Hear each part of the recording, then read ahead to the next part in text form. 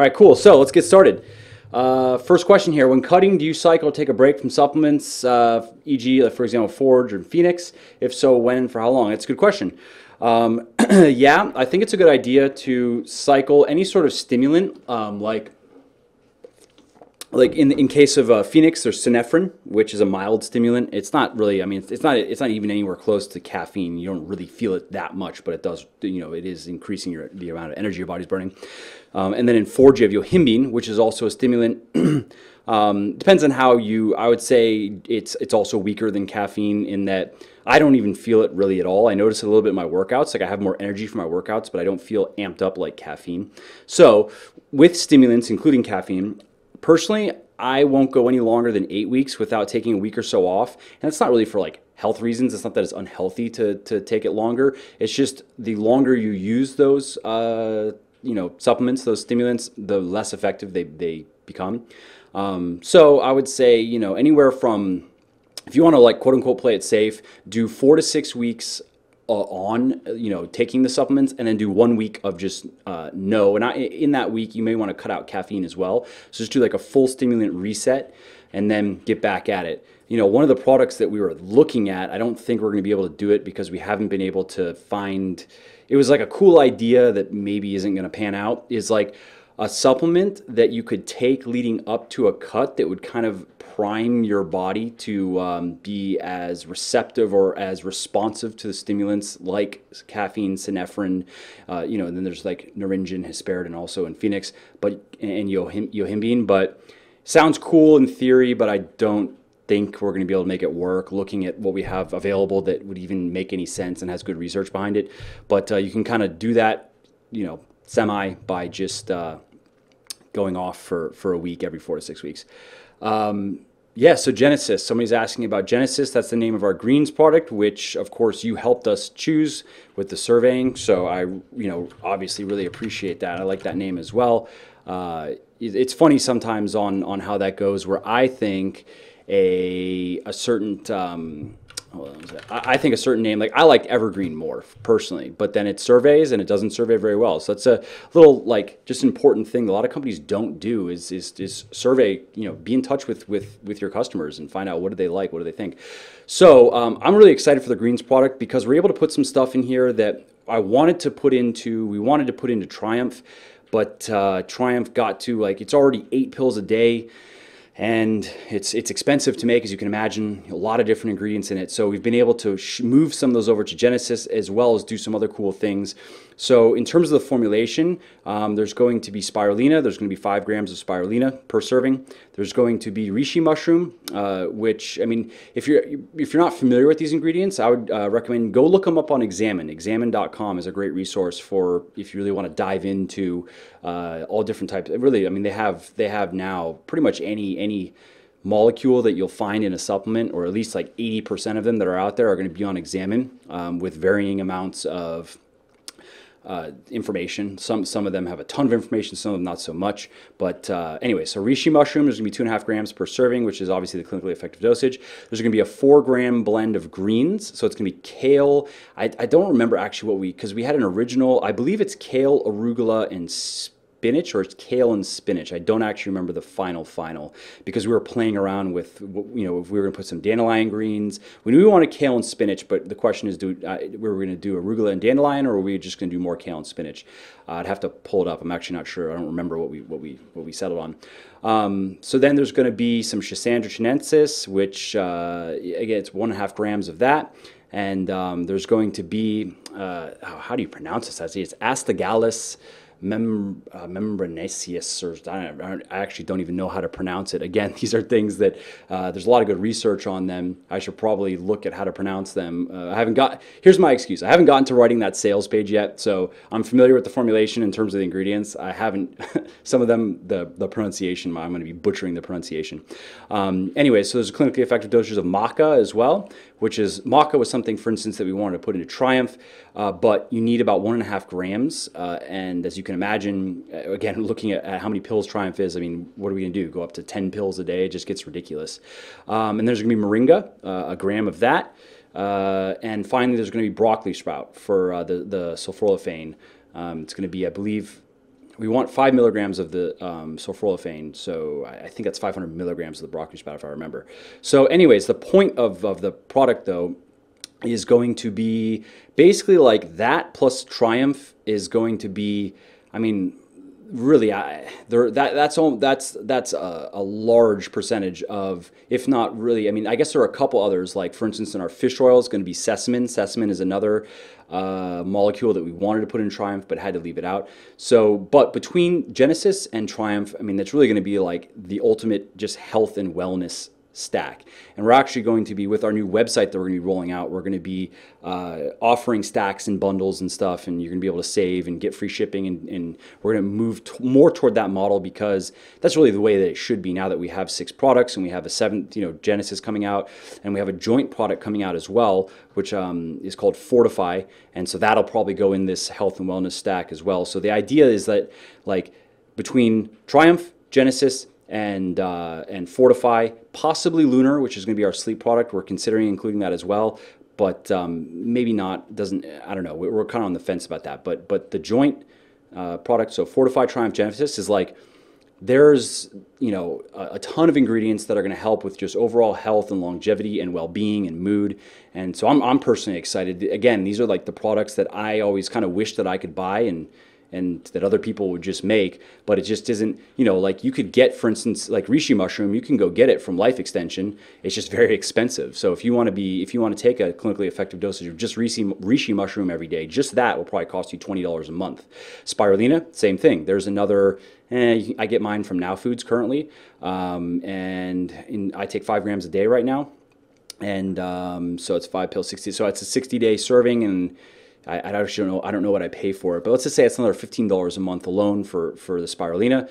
The maca, there's another probably $10 a month. So these things really add up, and it becomes impractical to try to, I mean, how many pills and powders do you really want to take every day? So what we're trying to do is gather up all these good molecules that are out there and these good ingredients that are out there, and we're trying to figure out how can we combine them into fewer products, essentially, and so you can get the most health and performance bang for not just your buck, but for your for the inconvenience of having to take pills and powders.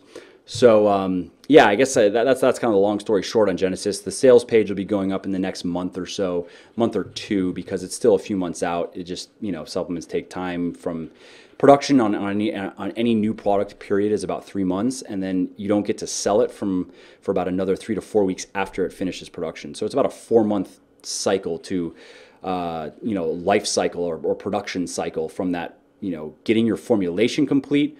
So, and that alone could be a couple months. So you really, I mean, it takes time. So next question here, a deload week versus a week off. I actually just wrote an article on this on Muscle for Life. If you check out Muscle for Life, it was Monday's article. Anyways, I personally like deloading because I find that when I take a week off, I feel like it's more rest than my body needs. And so I feel like, so I'll go for 8-ish weeks because I'm doing a lot of heavy weightlifting these days, like, some 2 and 3 rep stuff, 1 rep stuff. And so I find that after about 6 to 8 weeks of that, I need a break where my joints get achy and I just feel kind of fatigued and my sleep gets a little messed up and my workouts aren't so great. They feel very heavy. My energy levels are lower. And I find though, so I take off, my days off start, so Saturday, Sunday, Monday, Tuesday, Wednesday. I get that 5-day break. And then I feel totally good to go. And so I do like a Thursday, Friday, Saturday where I just do my deload workouts. Or sometimes I actually feel fine by Wednesday. So Saturday, Sunday, Monday, Tuesday, no weightlifting whatsoever, no intense physical activity. I do a little bit of cardio, maybe 20 minutes of HIIT in those days, and I just do some walking. And then by Wednesday or Thursday, I feel fine again. And then I do my deload workouts, which I talk about in this article. If you go on Muscle for Life, you can see exactly what I do. And then I get back to my heavy fun stuff, the following Monday. So some people do well with like taking a week off. And again, I think this is kind of like something you have to kind of learn with your body. And you have to try both, a few times where you're doing a deload and then doing a week off. How do you feel during that week under both of these, doing the deload or taking the week off. And then how do you do coming back? One thing I don't like, if I take a full week off, so it really is like a 7-day break. If I take a 7-day break, I come back a little bit weaker. I usually have lost a rep or so on my lifts, and then it takes me a week to get that back. Whereas other people that I've emailed with and just spoken with, they come back stronger when they take a week off. So again, I think it's just that's probably just a variety of factors of, you know, genetics and training experience and whatever. But I would say that you can't really go wrong either way. You just need to try both. All right, so next one. When will Stacked be released? Stacked, yeah. So the beta is going to be this summer for sure. I would say realistically it's probably about a month away from being worthy of using. And it's kind of funny. So I got into that. I've already learned a couple lessons, which I could have probably just read in a book, to be honest, in terms of app development. So if you want to develop an app, I have a little tip for you. Start small and simple, and get something out that proves the core concept as soon as possible. Get people using it.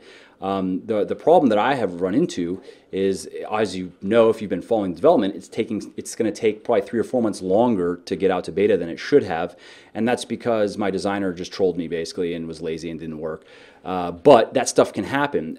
So what I probably should have done is I should have taken the core of the app, like the exercises section, so you can put all your exercises in there, and the workout section. And so you can do your workouts, build your workouts, and because that's really like that, and what's going to be called the journal, which is going to be where you're going to be able to review your progress, and it's going to be very customizable, and you're going to be able. It's actually going to be useful in terms of analyzing your process or your progress instead of just having some lame fixed linear charts. Those are the 2 core things that are really going to differentiate it. The experience when you're working out, it's going to be very smooth, very intuitive. Very easy to use, and then when you want to analyze your progress and see how you're doing, it's going to help you actually do that.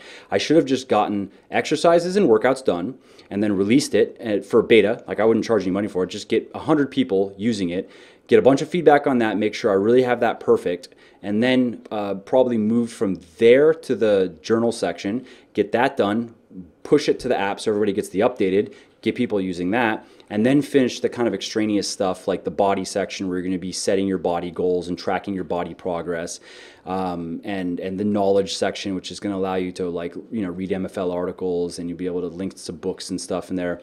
So because anyway, so that's a little bit of a lesson there is when it comes to web stuff and software and any of that whole world, assume the worst. Assume it's going to take way too long and it's going to cost way too much money. Don't be optimistic, because I was optimistic in terms of, like, I had this spec sheet. It's not that crazy of an app in terms of functionality. I'm not building some, you know, $300,000 app trying to come out of the gate with it. And the original timeline was like, this thing was supposed to be fully wrapped by April. It was supposed to start in like January and be fully wrapped by March, April. And so I was like, yeah, that's cool. A few months. I mean, I'm not in a super rush. But here we are in June, end of June, and I still don't. The app is like half, not half. It's like 70% done in terms of the whole thing, maybe 60% done. But it's going to get done. And anyways, the beta will start in the summer, and it's going to be the whole workout section. The body section is done. The exercises section is done. So it's going to be everything but the journal and the analysis side of things, which what I'm going to do is once workouts is done, I'm going to get it out there, get people using it, get feedback while they're working on the journal section. So I'm basically kind of like doing what I should have done in the first place. I'm just a couple months late on it, and that just means that it's lost, I don't know, whatever. It's annoying for people to wait, and it's lost revenue in the long run, but it's a lesson that is learned, I guess. So Jeremy, so can you take your shirt off? I want to see how lean you are. No thanks. Go on my Instagram if you want to see shirtless pictures, or you can just go look there. Can you whip your dick out, please, so I can see it? All right, so the next question. So this guy who's been on the book for about a year. Says best results ever, but shoulders, side raises, feels like it works as traps more than his shoulders. Tips. Side raises can be a pain in the ass because side raises and rear raises, you have to start with light weights. and you've been on it for a year, so you've probably built up some strength. But I remember when I first started doing side raises, which I didn't really do regularly when I didn't know what I was doing. I started doing them consistently and really actually trying to progress on them, like 4 or 5 years ago. And I started with like, I think 15, maybe 20 pounds. And I had been weightlifting for like 6 or 7 years at that point. So that was pretty pathetic. But now, basically what I did is I got up to about 40, 45 pounds using two hands.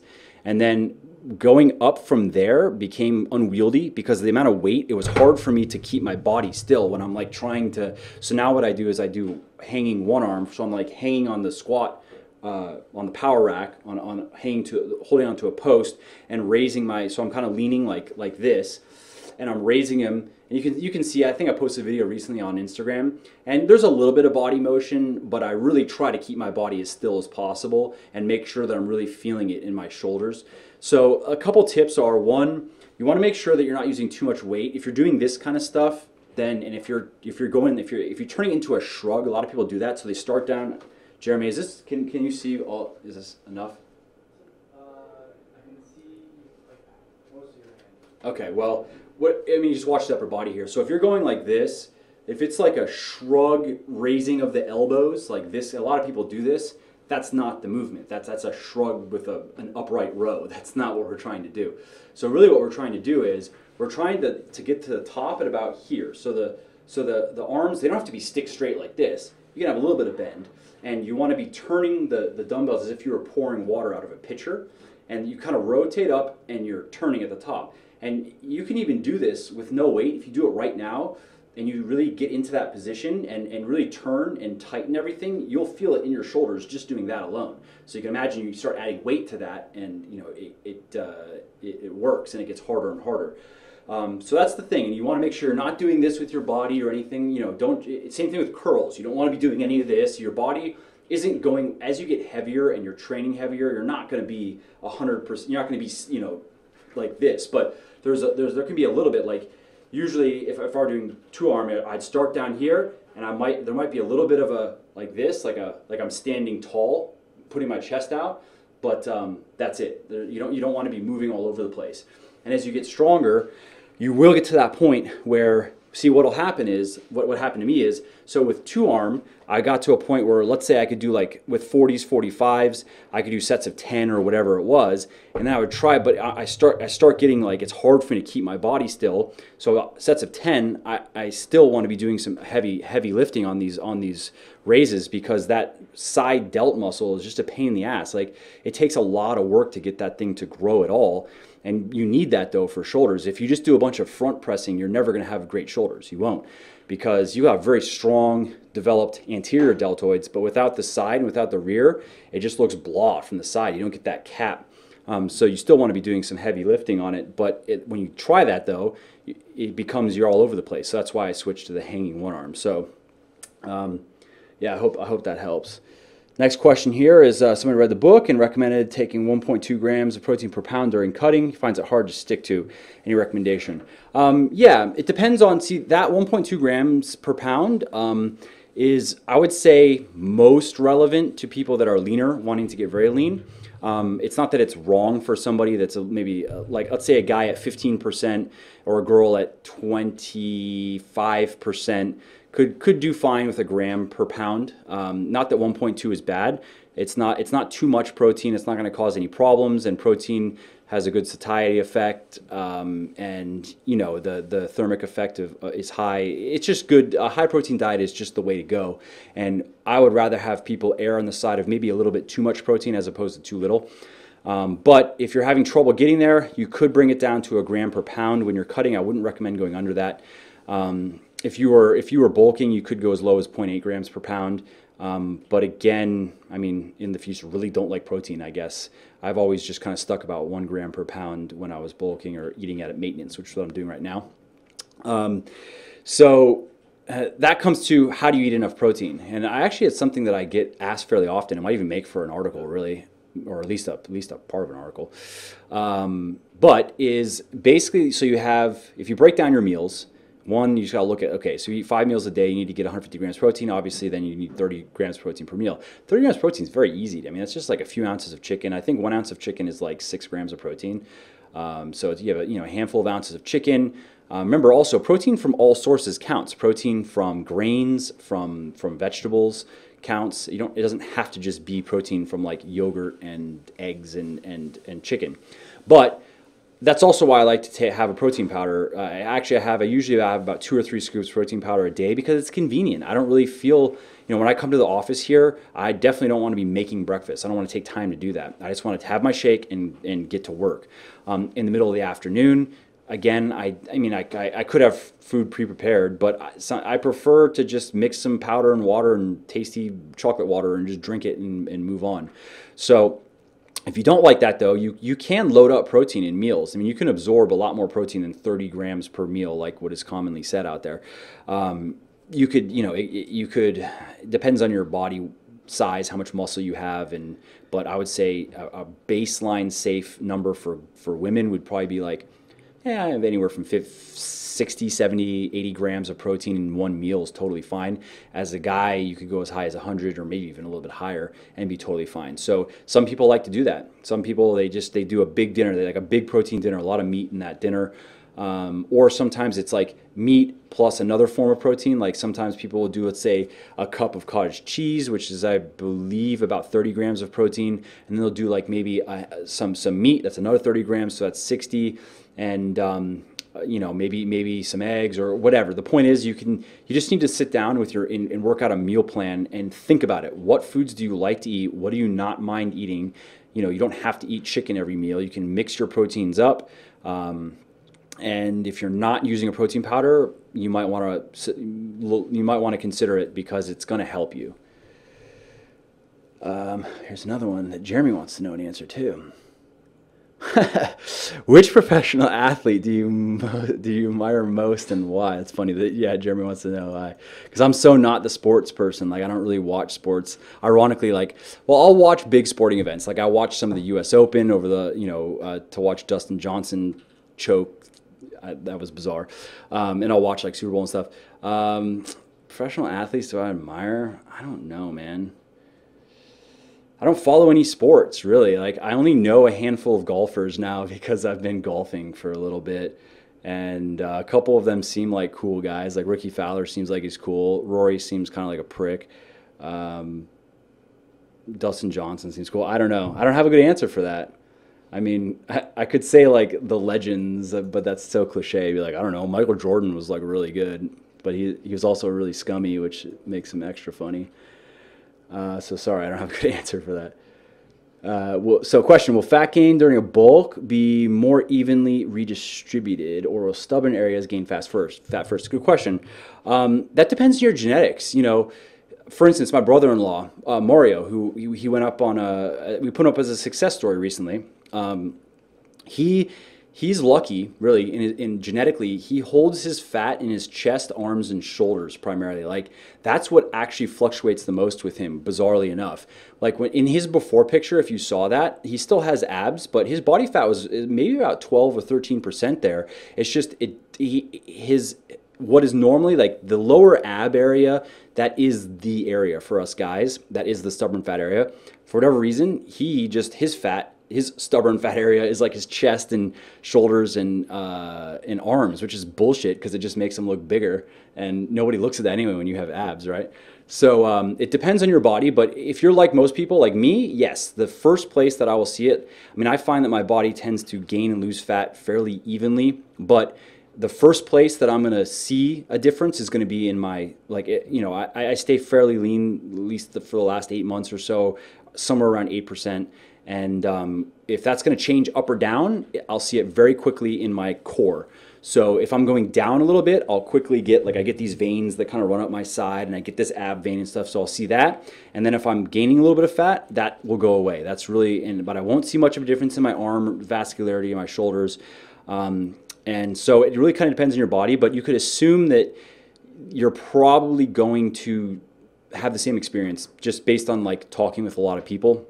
They seem to, a lot of guys and girls. I mean, girls, it's the hips, it's the thighs, the butt. I mean, that's where they see it first. And that's also, unfortunately, it kind of tends to be like that, where those are the areas that are last to get lean and the first to get fat, unfortunately. So you have to really you have to work hard and stick at it to get rid of that fat and finally get to the overall look that you want. And you have to then make sure that you're not, going from that cut into eating too much food, because you're going to put it back in those areas fairly quickly. And if you want to read a little bit more about that, go on Muscle for Life and search for set point. And you'll see an article I wrote on body weight set point. And it's more for kind of like talks about how to get lean and then stay that way while bringing your food intake up to a level that is enjoyable, and kind of reconditioning your body to make that new lean, whatever it is that let's say you got down to. There is a limit. Like, I've tried to maintain really lean, like 6%, and it just didn't go well. Like, my calories, I basically had to stick at about 2,500 calories a day, which is not much. Like, I weigh about 190 pounds. I exercise 4 to 6 hours a week. I'm maybe naturally a little bit higher on the metabolic side anyway, and so that's just not a lot of food. And I found that my training kind of sucked when I only could eat that much food.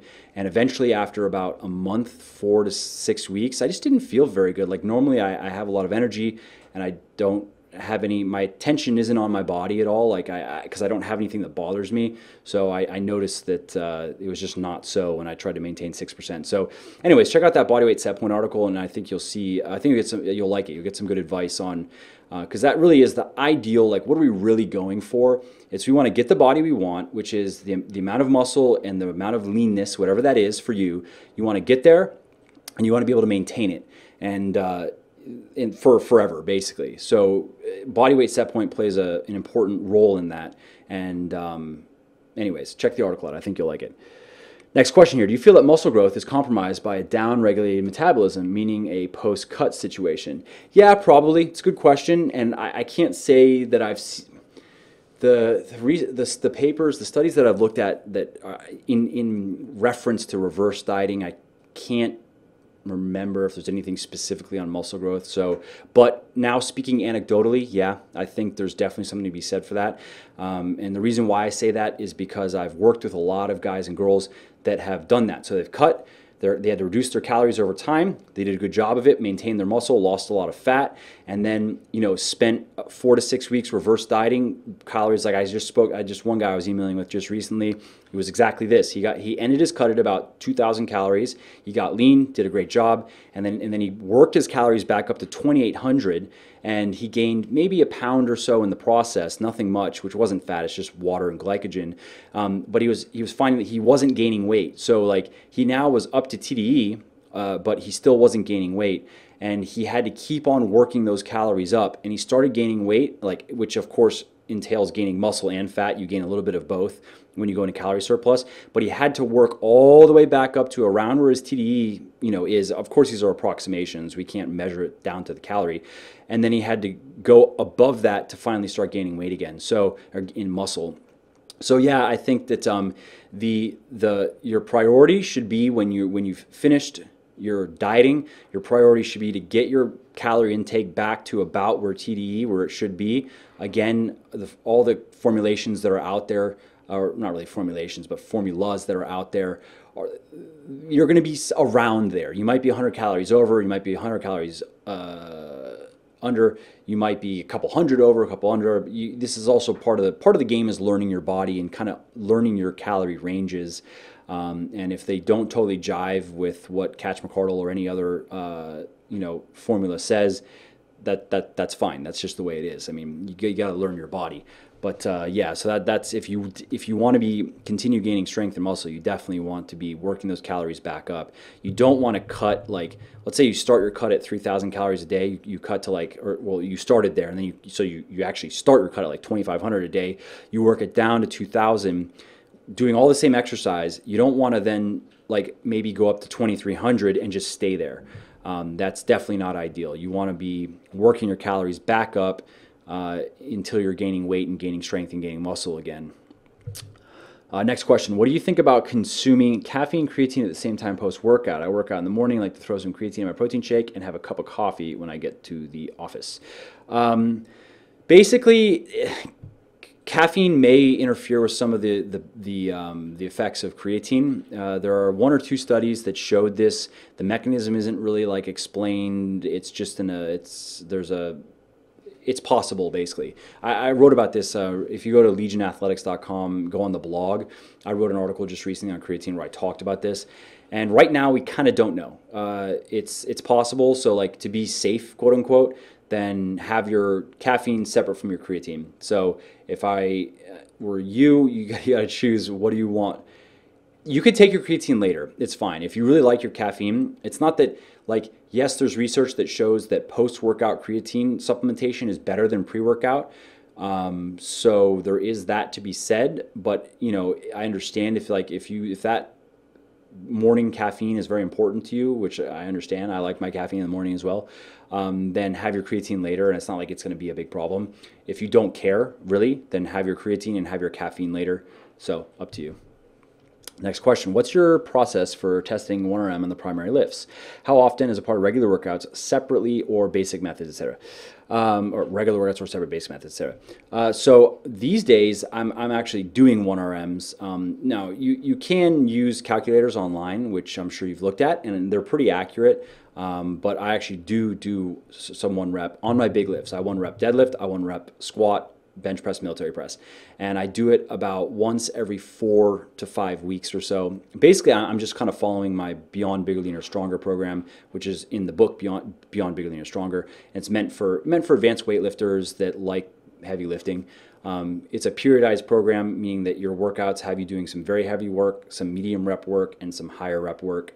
And the frequency, it's a similar split to Bigger, Leaner, Stronger. So you're directly training everything once a week, but there's overlap. So for instance, when you're doing heavy deadlifts, your legs are involved. It's not that your legs are not getting trained. And then when you're doing heavy squats several days later, they're getting directly trained.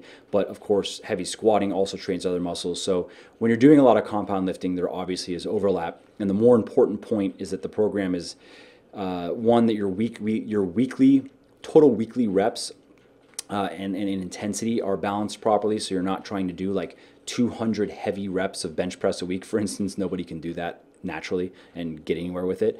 And that you're also giving your body enough rest, which kind of plays into that.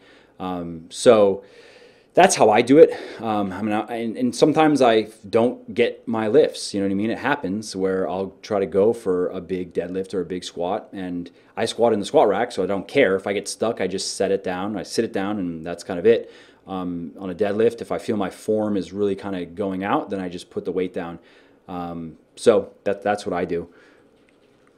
Next question. Thoughts on incorporating yoga in parallel with BLS bulking program? If so, what do you suggest? I think yoga is great. I actually used to do it 2 times a week, once or twice a week. My wife used to go somewhere, and I would go with her and do like hot yoga.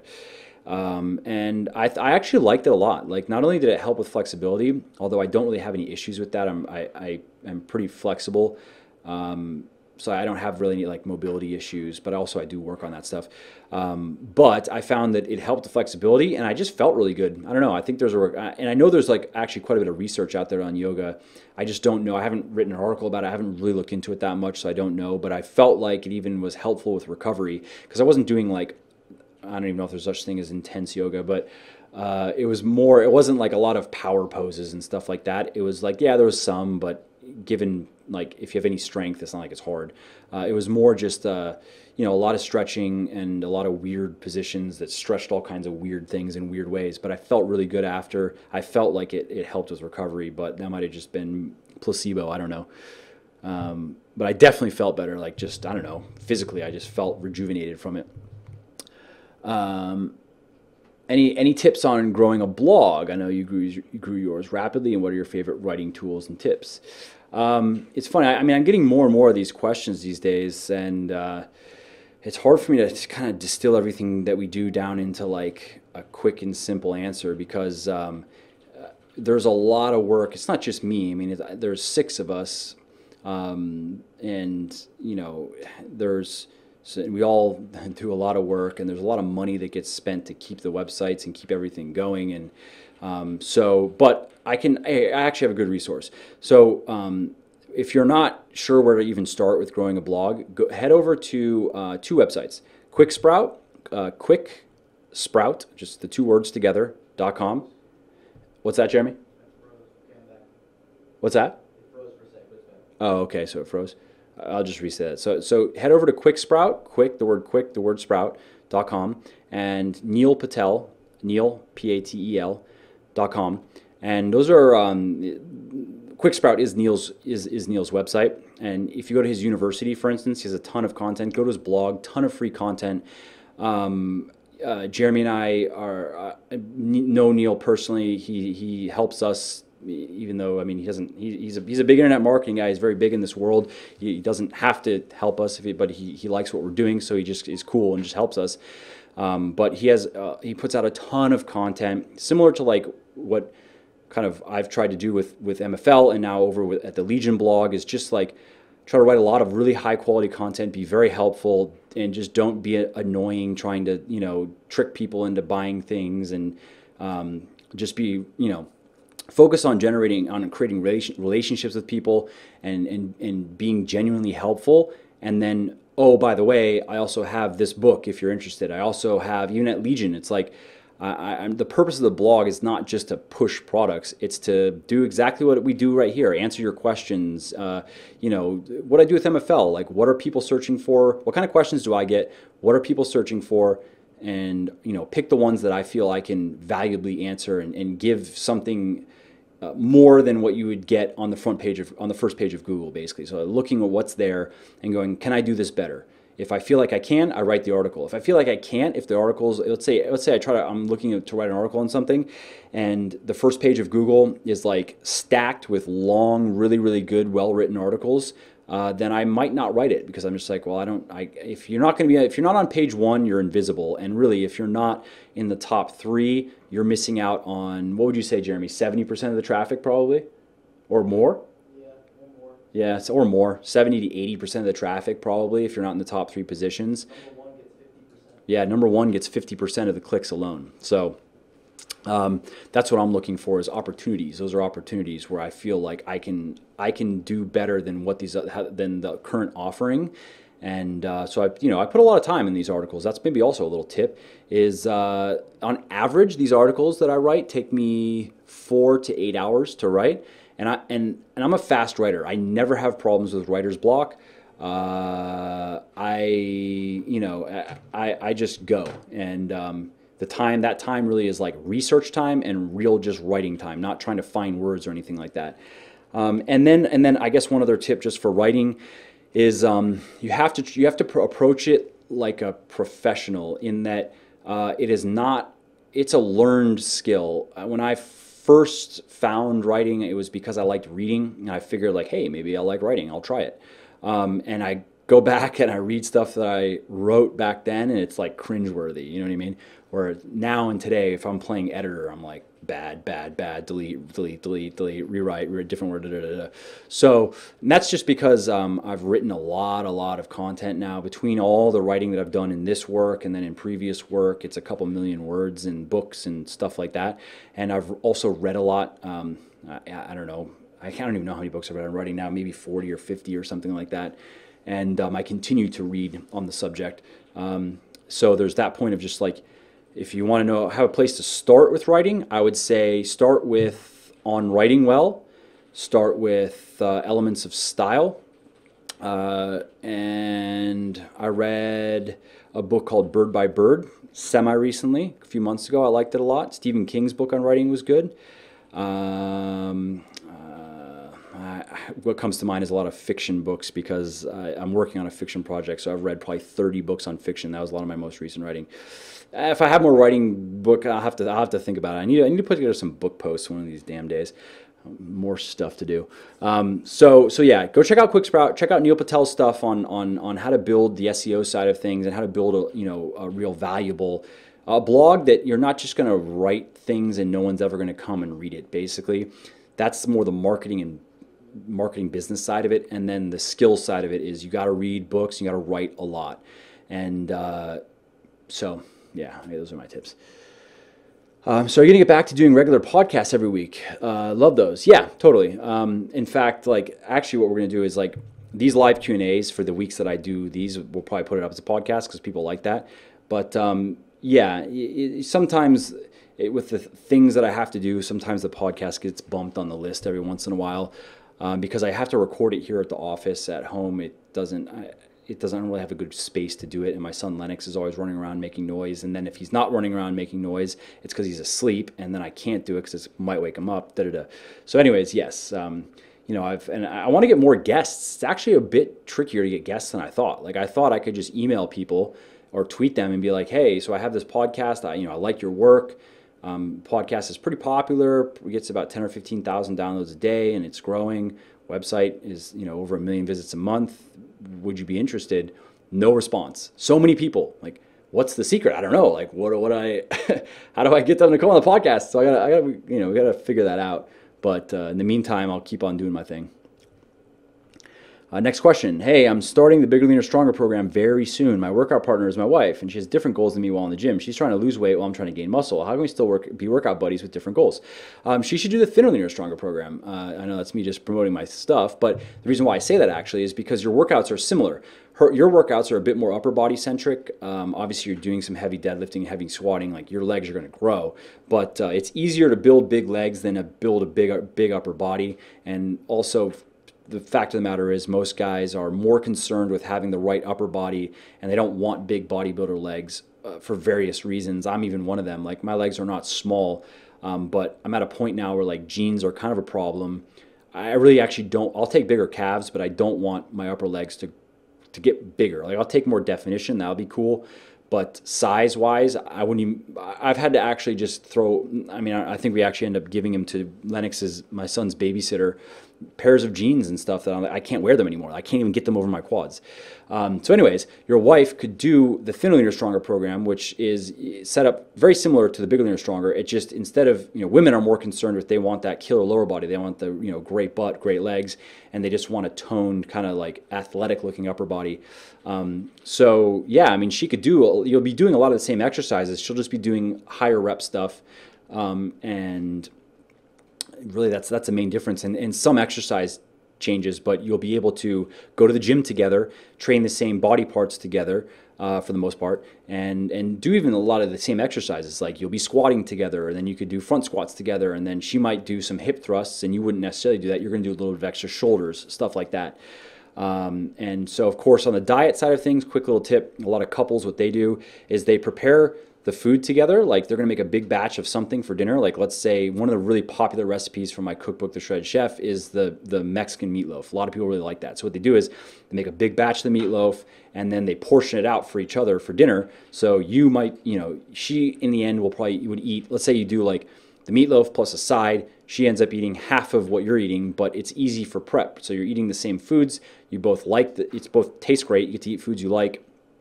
And makes dinner prep nice and simple. Yep. So let's go to the next one here. So excited for the new Star Wars movie. Based on your Instagram, I bet your son is. Lennox is bizarrely into Star Wars. Actually, like he's hilarious. Like I forget what it was. Like I was asking him something, what he wanted for his birthday or something. He's like, Star Wars.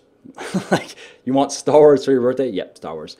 Okay, he'll come to me randomly if I'm working on the computer and stuff. He'll say that he loves Darth Vader's The Imperial March theme.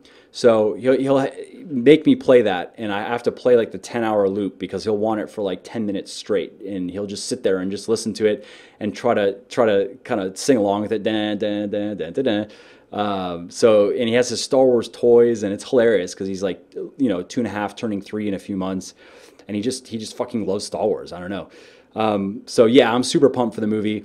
I hate having high expectations for movies because I feel like that's the curse of, you set yourself up for disappointment, right? But I have faith, man. I think J.J. Abrams he did a good job with Star Trek. I think he's a good storyteller. I think Lost turned into a pile of shit, but I don't really blame him for that because he lost his writers.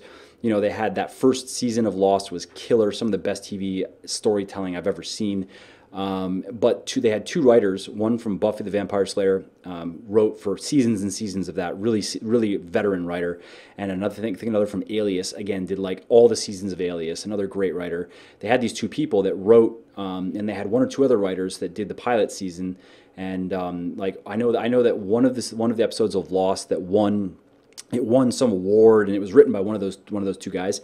They lost them. I don't know, I don't really know how the politics of Hollywood works, but anyways, what happened is, Lost gets picked up, season 2, those guys are gone, they're not available anymore, and as you know, Lost was never the same again. They just didn't have the quality of writing.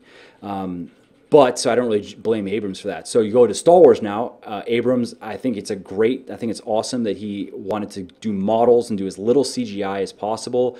Which is perfect. I mean, of course, that's what we want as fans. I think that it's awesome that he brought all the original actors back, obviously, and even the writing. So the script was started by the guy that wrote Toy Story 3. I didn't see Toy Story 3, but I know he's like a well-respected writer, and I'm sure he knows what he's doing. But Abrams basically fired him, like took the script from what I read, and he just didn't like where, I forget the guy's name, something Arndt, Peter maybe. He didn't like where the story was going, and so he had the balls, I guess, to just say, no, I don't like this. We're not doing this. And then he went and got Lawrence Kasdan, who wrote Empire Strikes Back, Return of the Jedi, Raiders of the Lost Ark, and then gave the project to Kasdan, and then Kasdan, either finished it or redid it. But Kasdan is now the guy that created the script. So I mean, you have the writer from Empire Strikes Back, Return of the Jedi, and Raiders of the Lost Ark. Which I don't know what he's done since then, but hopefully he hasn't, coked himself out to the point of just losing everything he had. And then you have Abrams, so I'm excited for it. I think it's going to be, I think it's going to set all records, right? That's going to be the biggest opening weekend. It's going to be the highest grossing and all that stuff. But yeah, I'm pretty pumped for it. I'm also pumped for what they're doing. I mean, Disney. So now I'm not a big fan of the Marvel movies, but I think that's because I don't know. They're so. They seem like kids' movies to me. The stories are very just about explosions and fights, and there's not much emotional resonance for me in those movies. I kind of just am like, cool, another 10,000 explosions. I don't really care. But I know that, Disney, they're going to do one Star Wars movie a year, which is cool. So they're going to do that Rogue One and then Boba Fett and Kenobi and shit. So I'm pumped for it. All right, enough of that. We'll get to the next one. So question, what do you say is the best way to deal with weight variation? Considering the variations that are going to occur because of your scale and all the other factors can vary weight, how can we make sure we're making progress? Weigh yourself every day and take an average every 7 to 10 days. That's the best way. And you see that average going up or down over time, you know that you're moving in the right direction. Also keep in mind, if you're new to weightlifting, the scale can mess with you a little bit, because if you are in a deficit in the beginning, you can build muscle and lose fat at the same time when you're new to weightlifting. So, I've spoken with people that have gone months actually where their waist is shrinking, they're getting visibly leaner in the mirror, like there's no question, and they're gaining muscle, they're getting bigger, but their weight has changed maybe a pound. So there is a point where, of course, that comes to an end, but don't be just fixated on weight. Of course, you need to keep track of weight, and you should do that using the averaging method I just talked about. But also, if you really want to make sure that you're moving in the right direction, take a picture every week. Front, back, side would be good in good lighting. No pump, just do it first thing in the morning. Measure your waist at the navel, and you can also take body measurements as well if you want to do that, and that would be smart. Go on MFL, search for ideal, and you'll see an article on how to build the ideal male body, and those measurements would apply to women as well, though. If you really want to keep track of everything, that's the way to go. And then if you're making progress, because then you could look at your weight and be like, weight's not changing, but you've been in a calorie deficit, your waist has shrunk, 2 inches. And your chest circumference has gone up by a ½ inch, and so there are other things where then you can go, I don't care about the scale. And of course you have the mirror, we have your pictures, and you go, I look, I'm looking better, so I'm going to keep going. Next question, 25-year-old female here. She struggles with finding a happy balance between her strength goals and physique goals. How do you find the balance? It's a good question. Jeremy's picking good ones. I feel your pain. I like training heavy. I like being strong. I'm not crazy strong. I weigh about 190 pounds. The most I've ever deadlifted is in about 450, 440 for 1 or 2 reps, and that was a bit ago when I was a bit heavier. The most I've ever squatted is about 355 to 365 for 1 or 2 reps. That was just recently. The most I've ever benched is 290 for 2, and that was several months ago when I was a bit heavier. I was probably about 10% body fat. I was about 198 pounds. Most I've ever military pressed is 225 for 2, and that's also back when I was a bit heavier. So the problem is being lean, and by lean for guys, I would say 10% and below, and for women I would say 20% and below, is not good for if you want to build muscle and strength. It's just not good. Like the guys that you see that in girls that you see that can stay very lean and make all these gains and gain all this muscle and strength are on drugs. Every single one of them are on drugs. Especially the guys that are really lean. The guys that are like 6, 7% ab veins, just shredded, but they're, you know, strong as fuck and they're making gains. Or even in the guys that are bulking, quote unquote, but magically they never go above 10% body fat when they're bulking. Like they still have like full abs at the end of their bulk, and they, you know, gained 52 pounds on their deadlift in that. Yeah, okay. So you know what that is. Yeah, that's just, that's dedication right there. No, that's drugs. So what I've found is there are some exceptions here depending on genetics. Some people I do know, I know one guy in particular who's freakishly strong. There's an ongoing debate whether he's on drugs or not. We kind of don't know, but regardless, he's still freakishly strong and he stays lean. But that's out of the thousands of people I've spoken with, I've come across in emailing maybe 1 or 2 of these people. So this is just so rare. It's like top tier weightlifting genetics basically. But the long story, what I'm getting at here, long story short, is if you're going to stay lean, you're going to only go so far in terms of strength and size, because you're only going to be able to eat so much food. If you really want to gain strength and size, you have to be in a slight calorie surplus. There's just no way around it. And if you're going to be in a slight calorie surplus, and you're going to gain fat, and what you'll see, like again, I mean, if you were on a bunch of drugs, certain kind of drugs would basically allow you to eat a ridiculous amount of food and gain. Especially, you would go very high carb, low fat, very high protein, and with certain drugs, you would just explode. You'd gain so much strength, so much size, and you'd stay lean. But when you're natural, you don't have that luxury. So, you know, it's really up to you. I'm at a point right now where I really like how my body looks. And I mean, I don't even say that like I'm so vain or something. It's just, I don't really want to be much bigger. This is kind of the look that I want. And I'm pretty lean, and I like my level of leanness right now. So I do have to sacrifice that, in that if I stay where I'm at right now, I really don't know if I'll deadlift 500 pounds, for instance. Maybe if I could work up to it, maybe I might have to try actually use a strength training program. I don't think I'll ever squat over 405 given this body weight and this body fat percentage. And there are probably hormonal reasons for that as well. The lower your body fat is, the lower your anabolic hormone levels are. Not that being lean is unhealthy, but it's just not ideal. Like when I do podcasts with I talk with Mark Ripito here and there, and he always jokes with me like, dude, what are you doing? Just get, you need to be 220, and you need to be like, deadlifting 550 and squatting 450. And I don't know if I ever could, and maybe I could hit those numbers. I really don't know. I don't know anybody natural that, again, maybe I know one person that might be natural that is able to do stuff like that, but I don't know anybody else. I know people that do that, but they're not natural. So anyways, I know that's not a great answer, but it is just, you're going to have to decide, like, if you want to be lean, you're only going to go so far with your strength and muscle growth. And if you want to then focus on that for a bit, you can do that, but you're going to have to gain some fat. So it's up to you. Next question here. Are there any machines you recommend to increase bench press? I'm hesitant to go super heavy on that move because I don't use a spotter. No, unfortunately. What's that, Jeremy? Oh, yeah, but not machines.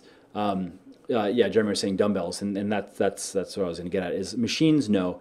I'm not a fan of the Smith machine. I used to only do the Smith machine for my bench. So this is funny. So I got up to, like, when I didn't know what I was doing, right? Maybe 225, 245, something like that, for a couple reps on the Smith machine. And I weighed at that time probably like 205, 210 pounds. So it's a joke. When I finally got off the Smith machine and started properly bench pressing, I was struggling with 185. That's how big of a difference it was. It was like a 40 to 60 pound reduction, and it was actually still hard. So don't mess with the Smith machine, but you can do dumbbells. And I've actually in the past, just to see what was going to happen, I only trained with dumbbells for about 6 to 7, 8, maybe 8 months. A lot of heavy incline pressing, a lot of heavy flat pressing, and not only did my chest like come in nicely, especially the upper, which is what I was trying to really work on at that time. My barbell strength didn't really change. I didn't lose barbell strength. I didn't gain much barbell strength. I don't remember, like maybe I gained a little bit, but I definitely did not lose it. So you can go heavy on your dumbbells, and then you could, if you know, maybe at the end of your workout, you could save your barbell pressing for some higher rep stuff. But also keep in mind that you don't have to go to failure every set. In fact, that's probably not a good idea. You'll probably end up just putting more stress in your body than you need to. If you're going to failure a couple sets a workout, that's plenty. And I usually end almost all of my sets at the point where I know that my neck, like basically my form, I struggle to get that rep, and my form is getting a little bit shaky, and I know that my next rep is going to suck. Basically, like my form's going to suck, or I'm just going to be stuck. And that's because I've been weightlifting a while, and I kind of know my body. I know when I reach that point where it's like, if I have a spotter, I could go for it, but it's probably going to be failure. So yeah, I mean, dumbbells are really the only other option there.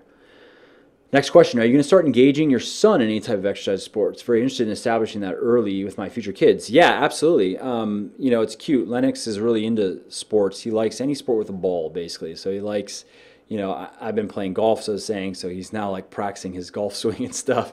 And he'll come up to me and says he wants to watch golf on TV. And he likes soccer and stuff. So yeah, I started playing sports young.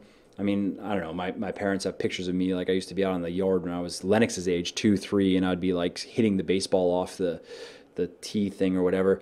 And I started playing baseball. It was my first sport that I played. I started young. I mean, I was maybe 6 or 7, I think. And then from there I got into roller hockey, and then from there I got into ice hockey.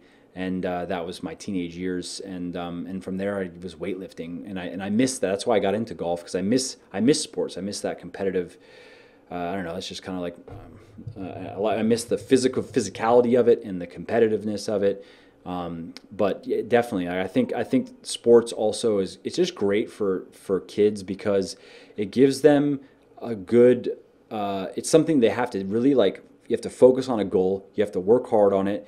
It doesn't matter what you feel you're entitled to, or it doesn't matter, like you get what you get out of it, what you put into it. And sure, some kids have more talent than others, but I think it's just a good, teach them some discipline at the young age, teach them the value of hard work, teach them also to get along. You know, if you're at a team and you have to learn how to get along with other people, and you have to learn some emotional intelligence skills and some social skills, which I was okay at. I was kind of a dickhead, to be honest, when I got good, like in ice hockey, I was kind of a dick. Not to everyone on my team, but to some people, and just in general. Teenage, whatever. But yeah, I definitely, I'm going to encourage Lennox to play sports, because I think that there's a lot of benefits, outside of the physical activity or exercise. Next question, on improving a specific body part, what do you think on working this muscle 2 or 3 times a week together with other muscles? Like at the end of chest day, add squats, and then a leg day, add incline chest. I think it's a good idea. Actually, like in Bigger, Leaner, Stronger, for instance, you do train your upper body, like you do a little bit of extra chest work later in the week, you do a little bit of shoulders work later in the week, because chest and shoulders for most guys are the 2 areas that bother them the most. Like they feel like their chest's not big enough, and they feel like their shoulders aren't big enough. So you can do a little bit more on that, but you don't want to push it too far, because again, as I was saying earlier in this Q&A, there's only so much you can do every week. If we take that as an arbitrary number, 5-7 days, and especially when you're lifting heavy weights, you can't be doing 30 sets per workout. You just can't. It's too much.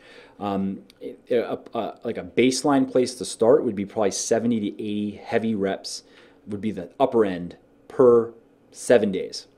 It would be the place to start.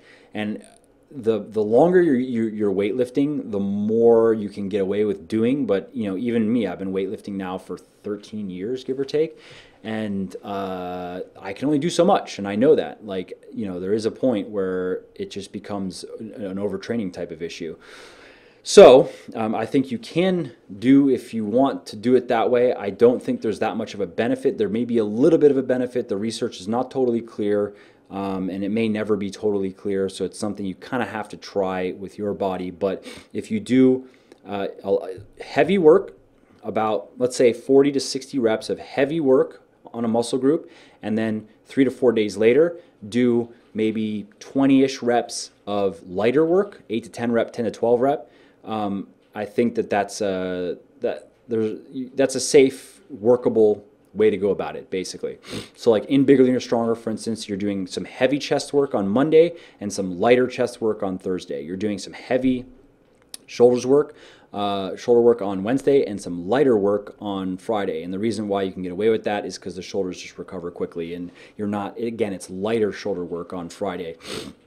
So in the women's program, Thinner, Leaner, Stronger, for instance, you're doing legs and butt a couple times in the week because that's more of what women are interested in. They're not, I don't know very many women that would be interested in like bench pressing twice a week. So yeah, I think that's it on that. Next question. Hey, Mike, I'm tall and skinny but trying to work out. I want to be in the Navy more than anything, but I want to get much stronger. What do you think of the gallon of milk a day routine? I heard this helps getting bigger. I'm glad Jeremy picked this one because tomorrow the article over on Legion is going to be on basically on gaining weight and how to go about this. And yeah, it's kind of like one of these definitive guides. It's going to be all about gaining weight and doing it effectively and efficiently. I think a gallon of milk a day is stupid, I think. I mean, your stomach's going to explode first thing. There's no way all that lactose is going to sit well with you. Even if I'm not lactose intolerant, but a gallon of milk a day would explode me out my ass. It would be bad. And I don't even know the calories on that. It'd be absurd. It's just not necessary. Like, why? I don't care how many calories that is. You can eat that food and enjoy that as opposed to like gagging down a gallon of milk a day. That said, caloric beverages are smart, and I'll be talking about this in the article, tomorrow's article. If you have trouble gaining weight, if you have trouble eating enough food to gain weight, then caloric beverages like milk, like fruit juice, can be helpful. So maybe you don't need to drink a gallon a day, but a few glasses a day can help you with your calories. Take fruit juice. A glass of orange juice is about 100 calories, 25 carb. That's just a glass of liquid. Like, that's easy to drink 5 of those a day, for instance. That's another, give or take, another 125-ish, whatever, grams of carbs a day. So GOMAD, I think, is kind of silly. It's just like a sledgehammer. Like, why? Like, you don't need to do that. Just be a bit more precise with what you're doing, and then you can get those calories from foods you like. Next one. My shoulder hurts quite a bit from stretching so much when I try to get into the squat position. Can you recommend the squat position you recommend? Can I change my grip and be fine? Yeah. So like the squat, position is the starting strength type, right? So you want your shoulders kind of tucked. You want your shoulder blades tucked, so you have that muscle shelf. I like to low bar squat. So it'd be the same with high bar squat, but if you can't get into that position, you can just move your hands out more. Although I would recommend you do some mobility work because you want to keeping your joints very healthy is important. And mobility work helps a lot with that because it prevents bad movement patterns from causing issues basically in your training. And that's why, like, one of the things I'm working on, I'm writing the copy for Fortify, our joint product, and kind of going into this a bit where, like, people will rush to buy muscle building products and hormone boosters, which do nothing, but whatever, and fat loss products and stuff. But people are usually, they're not, excited to get that multivitamin or get that greens product or get that joint product. Whereas, like, we have the Benjamin Franklin quote where an ounce of prevention is worth a pound of cure, right? So the idea is not to wait for like joint problems like inflammation, pain, or even degradation or disease and then having to do something about it. The idea, and that goes also, that is why I personally, Triumph is one of my favorite products from Legion because of how much good stuff is in there and how much cardioprotective stuff's in there and how much disease protection is in there, where like, I'm thinking more on longevity. So keeping your joints healthy is very important for longevity. Not only does it affect your performance now, like if you're having joint issues now, you're not going to be able to do what you need to be doing or what you could be doing if you had healthy joints. But then in the future, it can become a real problem where, you don't want to be getting joint replacements and stuff. So and doing a mobility routine was a great idea for that reason, and then supplements that can help improve and support joint health are smart. Like in our joint product in Fortify, there's going to be a type of collagen that there's good research that shows that in healthy people it improves joint health, supports joint health. There's going to be curcumin, which is a great anti-inflammatory, which actually is it protects against various types of disease. It's very cool. Very cool molecule. There's going to be, I forget the pronunciation, Botsuella serrata, if I remember correctly. AKBA is what you want. You want a certain amount of AKBA. And anyways, some cool stuff that reduces inflammation in the joints and supports the actual structures themselves. Yes, go on Muscle for Life, search for mobility, and go check out the shoulder mobility routine. I have like a definitive guide to mobility, and then I have a shoulder mobility article. Check those out and try the shoulder mobility article as it is, and you can look at the other shoulder mobility exercises in the definitive guide, and you want to put together a routine. So that is going to help you. Next question. Hey Mike, I haven't been to the gym for about a month now. I was because I was sick with the flu. I'm heading back to the gym but don't know how to go about it. Should I go back to my old routine or just take things slow? I'm hoping to one day see my abs. Thanks, Ken. So you can go back, and basically what you're going to find is after a month, your workouts, you're not going to be doing the same weights that you're going to be doing. You probably have lost a little bit of muscle, and that's fine. It's going to come back quickly, very quickly actually, so don't worry about that. But your workouts, personally, I would come back. I would do your normal workouts, but I would do lighter weights. I'd probably train in the 8 to 10 rep range just to get back in the swing of things. I've taken time off in the past. It's been a while, but I used to travel. Like my wife's from Germany, and when we were dating, I would go over there, and sometimes I'd be over there for like a month, and I would do body weight stuff, but it's not the same. Like it doesn't matter how many push-ups and pull-ups and like jumping jacks and what are the burpees and shit, like it's just not the same. So I'd come back and try to like really hit my workouts hard, and I would get super nauseous. It would just crush me. So I recommend that come back, do your normal workouts, do lighter weights. Don't push yourself, to like the point where you're throwing up, and just get back into the routine. And then, after a week or two of that, go back to your heavy lifting. Your weights are going to be down, and just keep going. And within a few weeks of that, you should be back to pre-flu, and you carry on. So really, it's like you lose the time that you had the flu, and then you lose 4 weeks or maybe to get back to where you were, and you just carry on. Hey Mike, I'm following your book and training program, which are both really great. Thank you. The problem I'm having is I'm always tired, like out of energy. Sleeping isn't going great either. Waking up every hour or so, that sucks. I know how that is. Having a kid. I thought it would change after I moved from cutting to bulking, but it didn't. Is there anything I might be doing wrong? This is a tricky one to just answer because I would want to know a couple other things. I would say go on Muscle for Life and search for sleep. There's an article on this that goes over some different things that can be impairing your sleep and how to improve it. But the first thing I would think of is have you taken a deload or rest week in the last couple months, especially if you're in a calorie deficit? If you haven't, that's probably what it is. I mean, it's hard to say probably.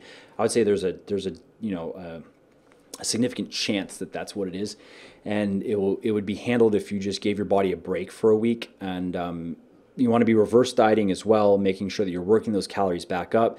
And like I was having just recently, like I sleep on average maybe about 6 hours a night, but I was like kind of pushing it where I wasn't even meaning to actually. It was just my son Lennox was waking me up, so I was getting maybe 4.5 or 5 hours for a couple weeks on average, still doing my workouts and stuff. And my body is strangely resilient, I guess, when it comes to sleep deprivation because it didn't bother me that much.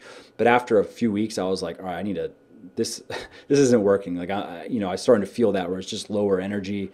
My workouts are getting harder, and strangely, like I don't get tired Just like how if I haven't eaten food in a while, I don't get hungry. I just feel like I need food, like I have low energy. If I don't sleep much, I don't really get tired. I just have a lower energy feeling, so I know how that is. And for me, I took a deload week, which I was kind of due for anyway, and I slept on the couch just to get sleep because Lennox, he just moves around so much when he sleeps. It's so troll. I'll wake up and his foot is on my face or something, or he'll just be moving around. Anyway, so try that. Also check that MFL article on sleep. Next question, whole wheat bagels, good or bad? Bulking food, high in carbs and some protein, but are they junk food?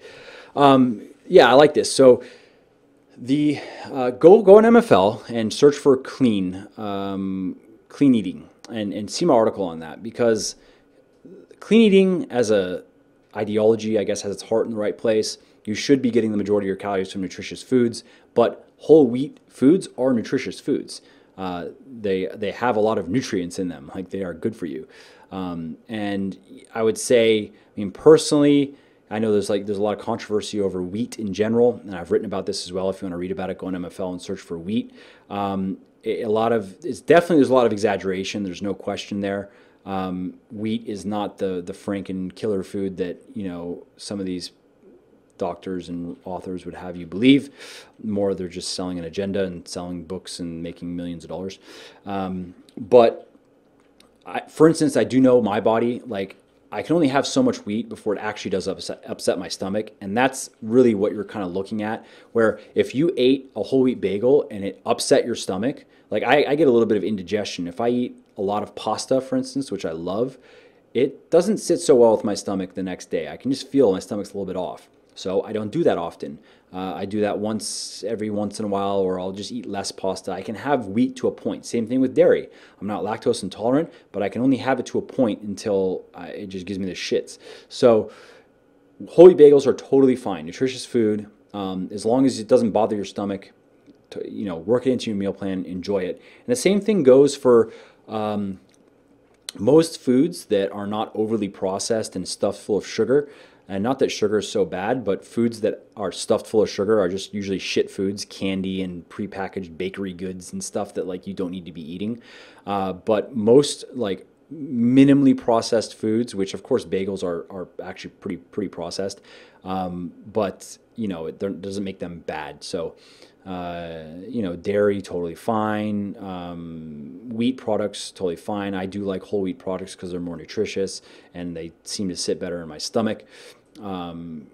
Different types of grains, rice, whatever, totally fine. Seeds like quinoa, totally fine. White potatoes, great. Sweet potatoes, great.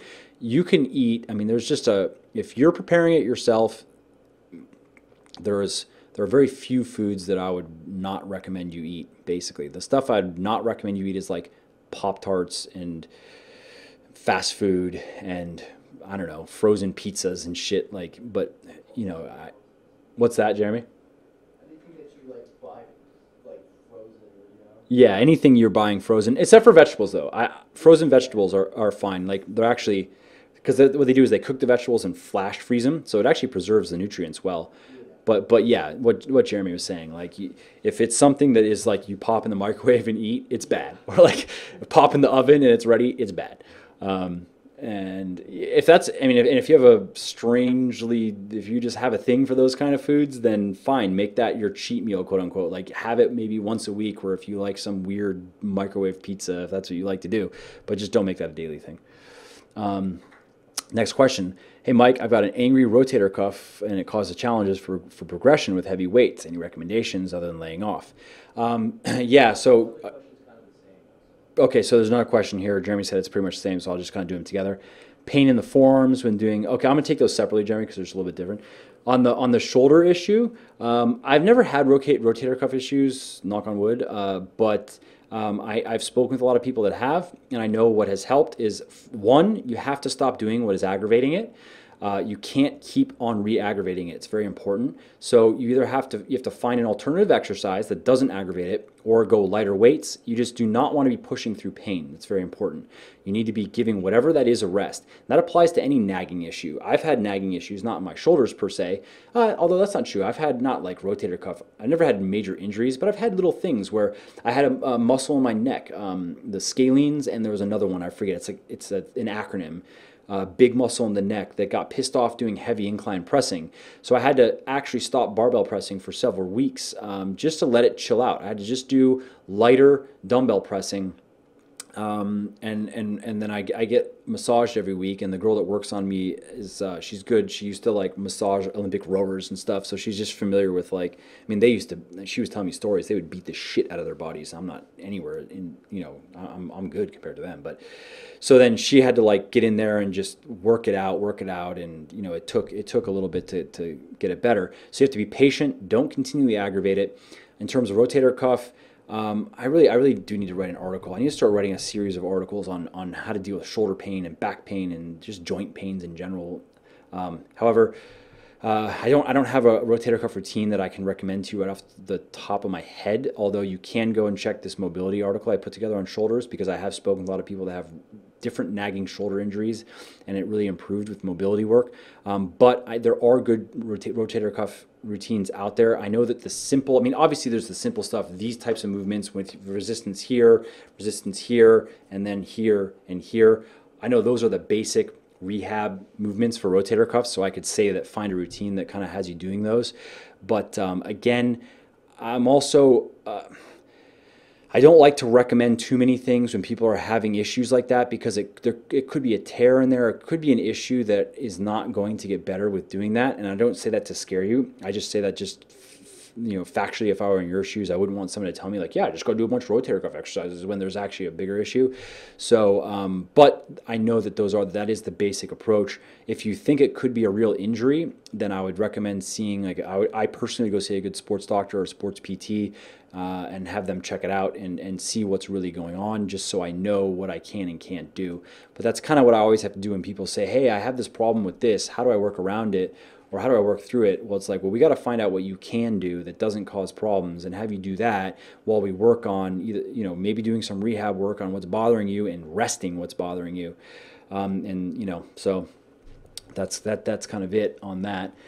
And that's why injuries suck, because, as you can see, it just prevents you from being able to push yourself the way you can in your training. Next question. Hey, Mike, greetings from Germany. Hello, my wife's from Germany, Dusseldorf. I'm going to be there in the end of the year. Not my favorite place. So having pain in his or her forearms when been doing heavy barbell curls to the point where I can't do the exercise anymore and they hurt for the rest of the week. Yes. Have I ever experienced anything like that? Any tips on what to do? Yeah, I have. It's probably right here, right? I've had that before, and I hear from it. It's random, actually. It's funny. I'll hear from people that every once in a while, and basically it's the same type of thing. You actually just have to lay off of it. Just don't do it, and let it. It's not, you're not injured. I don't actually know. It probably feels like it's on the bone, right? It's like a deep pain. I know how that is. What's that, Jeremy? Yeah, I did have that. I just worked. Mine wasn't bad enough where I couldn't curl, though. I just was like, fuck it, and I just kept on curling and dealing with it, because it wasn't an injury. It just was sore, and it eventually went away. And I know from emailing with people, it's the same thing. Like, they just kind of stop doing the heavy curls, and they either go lighter weight or they do like hammer curls. Seems to not aggravate it, so they do that. And then when it's not sore, they go back to the heavy curls, and they find that the soreness is much less. And usually one or two cycles of that handles it. So that's kind of the simple answer for that. Should we do like one or two more, Jeremy? Yeah. All right, cool. All right, so I'll take this next one here. So won't be able to work out at the gym for 2 weeks or more. Advice stuff you can do at home to compensate until you can get back in the gym. Yeah, first know that taking 2 weeks off of weightlifting, you're not going to lose any muscle. I should write an article on this. What's that, Jeremy? Yeah, unless you just don't eat any food. Okay, eat 0 grams of protein and no carbs too. You don't want any insulin to help with anything. So just drink olive oil every day for 2 weeks and you'll lose some muscle. Even then, you probably won't lose that much. You'll like lose a little. You'll probably like in the first week, and then your body's gonna protect it with Anyway, so you can just keep your protein up around a gram a pound, give or take, and you actually won't lose anything. You'll lose some strength. I mean, you will come back a little bit weaker after 2 weeks. It won't be much. It'll be a little bit. You might lose a couple reps, but if you do want to do something, which I understand, I would be the same way. You can do. Let's see, you're going to be at home. I'm assuming that you have no weightlifting equipment at home, so you can do body weight stuff. I mean, if you go on MFL and search for travel, you'll see an article I wrote on like how to stay in shape when you're traveling. I give a simple body weight routine there that I've done myself of like air squats and burpees and mountain climbers and push-ups and pull-ups. Like I would travel when I go. I'm going to be in Germany, right? So I'm going to be over there. I'm going to bring I might just buy it there actually, but one of a pull-up bar that you can put up in the doorway, so I can do pull-ups, and so I'll probably end up being there for 2 weeks. And I just remembered my wife's parents, they just moved into the Dusseldorf, so now there's a gym down the road, so I can just work out. Go me. Anyway, so yeah, you can just do some simple body weight stuff. I would do it every day. You're not going to overtrain. Doing 20-30 minutes of that body weight type of activity. Pistol squats, those are actually kind of tough. So really, it's just kind of like get a pump every day for 20 or 30 minutes. Do a bunch of push-ups, a bunch of pull-ups, a bunch of squat variations. Do some burpees and some mountain climbers for cardio, and just kind of moving your entire body, and you'll be fine. All right, so here, this will be the last one. I still have to finish writing tomorrow's article, so I gotta get back to work. This is my break. This is me having fun. All right, so Mike, I'm 16 and starting your Bigger, Leaner, Stronger program. That's a great age to start. Are there any risks associated with the age or aspects of the workout that I should be doing differently than suggested? You hear a lot about minors working out and the dangers of it. Is there danger indeed? No, basically. Just don't be an ego lifter. Make sure that you're lifting with proper form. Don't try to show off to your friends and do stupid things and hurt yourself, essentially. But 16, 17 is a great age, I think, to get into heavy weightlifting. I started weightlifting when I was 17. I had no clue what I was doing. I wish I had Bigger, Leaner, Stronger when I was 17. But you're going to do great. It's not going to stunt your growth. That's a myth. And make sure that you're eating enough food. This is an important point. Don't worry about getting super shredded right now. Don't run a calorie deficit for months at a time and trying to get to 6 or 7%, because it can mess with your body's development, because obviously your body's growing, a lot of stuff is changing, and it's all driven by hormones. If you're going to be restricting your calories, it's going to mess with your hormones. It reduces your body's ability to synthesize proteins. It's just eat around what you're burning every day, so around your TDE, like a maintenance type of diet. If anything, you could even err on the side of being a little bit of a surplus, and train hard and let your body naturally grow and fill out. It's going to be changing, and when you get to 18, 19, then worry about getting shredded and all that. And if you're naturally lean and you stay that way, hey, that's good. All right, so Jeremy says last one I gotta do. Do the old dudes blow dry their balls around you more since you wrote the gym etiquette article? There was this dude, I haven't seen him recently. He'd always be posted up, butt ass naked, right where the sinks are too. He'd have his leg up, and just, if anything, he'd be like in the mirror, like clipping his nose hair naked with his leg up. Like, what the fuck are you doing, dude? What is wrong with you? And I refused to even look at him on principle. Like, I would look around, dude. I'd be like, no way, I'm not looking at it. Obviously, the guy wants attention. Fuck that. I'm not even going to look at him. So, no, there's been no blow dryers recently. But then again, like I said in the article, I'm like, I walk in, and I'm looking at the ground. I turn, I wash my hands, and I walk straight out, and I don't even look, because there are dicks everywhere, regardless of blow dryers. There's fucking just dicks everywhere. It's so funny to me. Like, even playing sports, I got older, like we, have the showers and shit. We never sat there just like butt ass naked in front of each other. Like, so what's up? Like, what are you gonna do? You know what I mean? Like, we have our towel on. I don't know. Maybe I'm just weird. Maybe I'm too American. Maybe we need to go to Europe or something and learn how to be okay with dicks everywhere. All right, last question. How many reps and sets do you recommend for Kegel exercises? Fucking Jeremy. Kegels. I don't know. Yeah. I don't know. I've never done Kegel exercises. Is there a point for guys to do them? Is it so you can like hold your cum in longer or something? Like, well, I think it's like helps with prostate issues. Really? Like, I thought it's like, isn't it for girls for like Yeah. orgasm reasons or something? Also for like pregnancy and stuff, for Really? strengthening all the muscles. Yeah. Oh shit. There's legit health benefits to it. Oh well, then As far as I'm the websites Muppet. that have no credibility. According to Authority Nutrition. Yeah, I guess I'm the Muppet. The last question I almost gave you was, is Mike natural? Yes. Yeah, so I'm sorry. I'm actually, I've never done Kegel exercises. He was asking as a joke. I told him to give me joke questions. Oh, what's that? He was asking as a joke. Lifetime Natty. He says right on his fucking hashtag. What are you talking about? Yeah. So sorry on the Kegel exercises. The Kegel was a joke. Okay. Yeah. You know, give it a try. Let me know how fucking shredded you can make your Kegels. I don't know. Oh shit. Someone's saying that Kegels are good for dudes to hold their load, says Men's Health. Yeah, I've actually, you know, whatever, I've heard that. I just haven't done any training for it. You know, whatever. Maybe my wife would like me to, so I could be the man of her dreams. Okay, so I gotta go. This is a lot of fun. I'd like to continue, but I do have to write. So yeah, tomorrow's article is going to be on gaining weight. If you're interested in that, it's going to be at legionathletics.com. And not just gaining weight, but gaining muscle, obviously. And, you know, it's coming together nicely. I think it's going to be a good article. So, yep, thanks again for taking the time. This is fun. We'll be doing it again next month, of course. A month from today, basically, is what we do. And, yeah, so hope you enjoyed it. Thanks again, and see you next time.